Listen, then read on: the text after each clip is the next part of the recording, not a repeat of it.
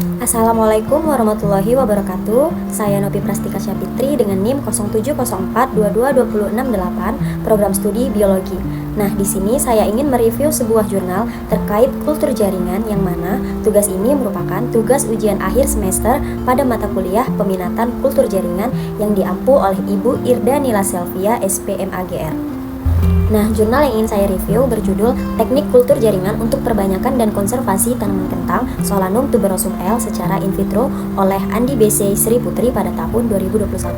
Nah, pada bagian abstrak, jurnal ini memaparkan bahwa teknik kultur jaringan merupakan metode penting untuk perbanyakan dan konservasi kentang secara in vitro. Fokus utama penelitian ini adalah pengaruh penambahan manitol 2% dalam media kultur terhadap pertumbuhan kentang, termasuk variabel seperti jumlah nodus, kemudian daun, tinggi tanaman, dan jumlah akar. Nah, abstraknya ringkas dan relevan, menggambarkan tujuan, metode, kemudian dan hasil utama sehingga memudahkan pembaca memahami garis besar dari penelitian ini.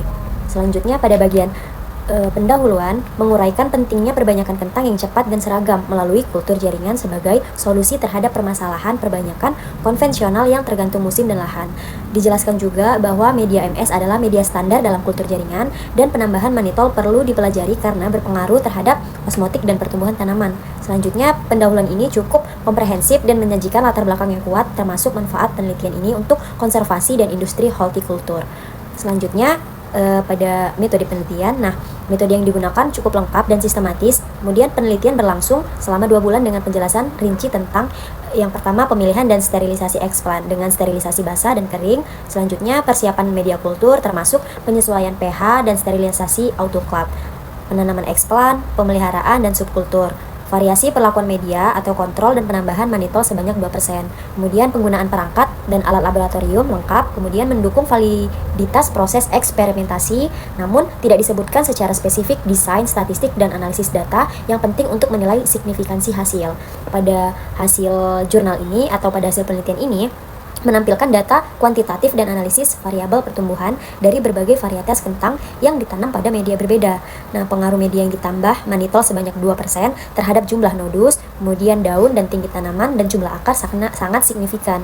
Nah, varietas tertentu seperti granola menunjukkan pertumbuhan terbaik, sedangkan yang lain menunjukkan penurunan atau menandakan adanya pengaruh yang genetik. Pembahasan menjelaskan bahwa sitokinin dan hormon lain itu mempengaruhi pertambahan tunas dan jumlah nodus, serta bahwa osmotik dari si manitol tadi membantu simulasi kekeringan yang memacu pertumbuhan tertentu. Kemudian penjelasan ini juga cukup rasional dan didukung oleh literatur yang relevan, meningkatkan kredibilitas dari hasilnya. Selanjutnya ada kesimpulan. Nah, pada bagian kesimpulan dari jurnal ini menyatakan bahwa penambahan manitol sebanyak 2% efektif menghambat pertumbuhan biakan kentang sehingga berpotensi digunakan untuk konservasi jangka menengah dengan teknik pertumbuhan minimal. Nah, eksplan pucuk terbukti terbaik untuk konservasi planlet, menunjukkan adanya temuan praktis yang bisa dikembangkan.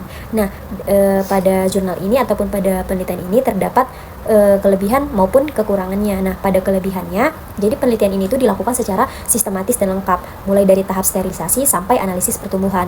Kemudian variasi media dan varietas diteliti secara detail, kemudian memberikan gambaran yang luas. Nah, hasilnya relevan untuk konservasi dan industri hortikultural, terutama dalam mengembangkan mode kultur jaringan yang efisien.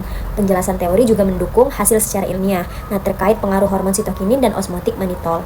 Nah, adapun kelemahan dari jurnal tersebut yang mana kurangnya penjelasan tentang analisis statistik secara rinci, misalnya seperti uji statistik yang digunakan ataupun tingkat dari signifikansinya. Nah, ini penting untuk memastikan validitas hasilnya. Tidak ada data numerik atau tabel lengkap yang menunjukkan nilai rata-rata dan deviasi dari standar, sehingga sulit menilai kekuatan perbedaan antar perlakuan. Kemudian pembahasan juga kurang mendalam mengenai mekanisme biologis yang mendasari pengaruh dari manitol, misalnya pengaruh spesifik terhadap metabolisme hormon tumbuhan. Keterbatasan penelitian adalah tidak membahas efek jangka panjang ataupun potensi pengembangan dari planlet yang dihasilkan. Selanjutnya, tidak ada gambaran mengenai variasi lingkungan yang mungkin dapat mempengaruhi hasil, misalnya suhu ataupun kelembapan. Sekian dari saya ucapkan terima kasih. Apabila ada kata-kata yang salah, saya mohon maaf. Assalamualaikum warahmatullahi wabarakatuh.